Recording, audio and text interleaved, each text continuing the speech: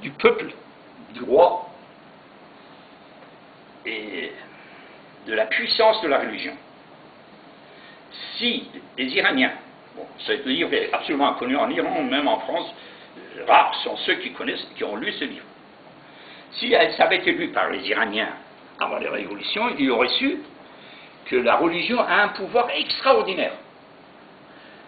Par l'exécution des ordres qui sont dans le Coran, hein. Deuxièmement, malheureusement, plus ou moins mêlé avec une sorte de superstition qu'en Iran, et dans le bouquin on en parle, c'est des estéchorés. Ça veut dire quoi? Ça veut dire que chaque fois que vous voulez faire un geste, vous faites venir l'astrologue, un peu comme nous en France lorsqu'on regarde notre signe astrologique, on faisait venir l'astrologue qui donnait son avis sur l'éventuelle possibilité de pratiquer ou de commettre l'acte. Mettons, le Shah voulait partir en Europe, Nasser Shah voulait faire un voyage en Europe, sur le conseil de ses grands vizirs, etc. Mais les mollahs l'en empêchaient. Pas question, un roi chiite, musulman et chiite de surcroît, n'a pas le droit d'aller dans le pays des ajnabis, des étrangers. Alors il ne savait pas quoi faire, bref, il a trouvé une solution. Il a donné une de ses filles au grand moullah de Téhéran, marié quand même, c'était pas n'importe comment. Alors le moullah a donné un fatwa, comme quoi le roi peut partir en Europe. Sauf que voilà, l'Iranien, il est beaucoup plus lucide qu'on le pense, c'est-à-dire le persan à ce moment-là, il est beaucoup plus lucide qu'on pense. Il y a eu un monsieur qui a sorti des poèmes, parce que l'Iranien adore les poèmes, la poésie. Les poètes, c'est des dieux en Iran. Quelqu'un qui était très fort dans les poèmes a fait un poème précisément sur cet événement. Comme quoi le roi a donné sa fille à un mollah, et du coup le mollah l'a laissé partir en Europe. Sauf que ça, c'était sous forme d'ironie. Les Iraniens aiment beaucoup l'ironie, puisque depuis 1000 ans, en Iran, il y a toujours eu des ironies, malgré les despotes, malgré des rois extrêmement tyranniques, il y a toujours eu de l'ironie, et on n'a jamais pu empêcher quelqu'un comme...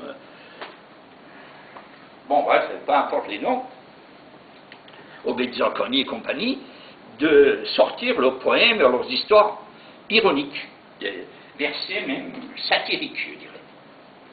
Car le poète, on ne le touche pas, mais ceux qui s'amusent à fredonner la chanson, on sait comment le punir.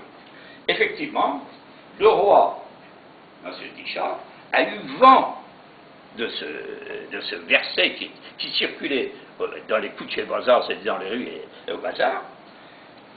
Il a envoyé un monsieur qui lit à haute voix le firman royal, comme quoi tous ceux qui liraient ce poème auraient le nez et l'oreille coupés. Bien entendu, on ne s'est pas attaqué aux poètes, parce que vous savez qu'il y avait même des poètes dans la famille royale, dans la famille de Nasser Shah. Et même après, il y en a eu de très grands. On ne touche pas, mais on s'attaque au peuple. Effectivement, d'après elle, il y a eu beaucoup de personnes mutilées à cause de ça, parce que les gens ne se sont pas arrêtés de fredonner la chanson.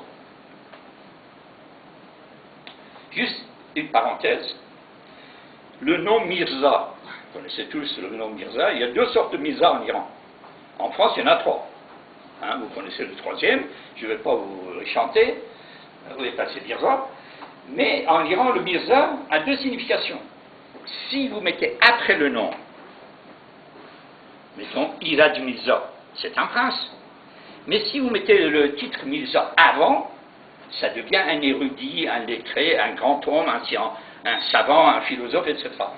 Comme Mirza Poutikhan et les autres, là, je ne vais pas donner des noms. Donc, alors, attention à l'emplacement du mot Mirza. On ferme la parenthèse. Donc il y avait un monsieur qui avait fait ce poème et il y a eu des nez et des oreilles coupées sans que le bonhomme ne soit inquiété du tout. J'ai assisté à une conférence de M. Katouzian il y a quelques jours qui a parlé d'innombrables versets satiriques ou des poèmes satiriques, Rajaz, etc., etc. Et ça se passait toujours très bien, puisque le poète était protégé par tout le monde, y compris la famille royale. Alors